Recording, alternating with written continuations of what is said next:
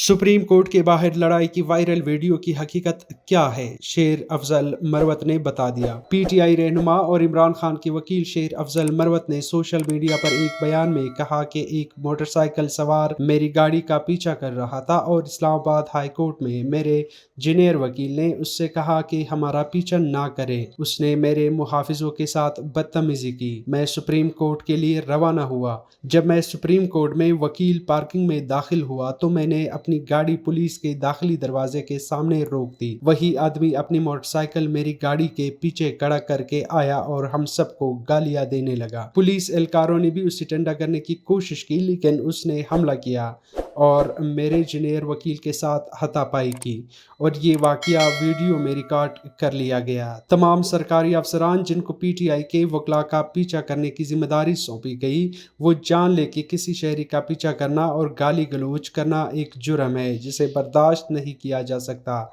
Media से दरख्वास्त है कि वो यकतरफा बयानात से परहेज करे, क्योंकि मैं 24 घंटे काबिल रसाई हूँ।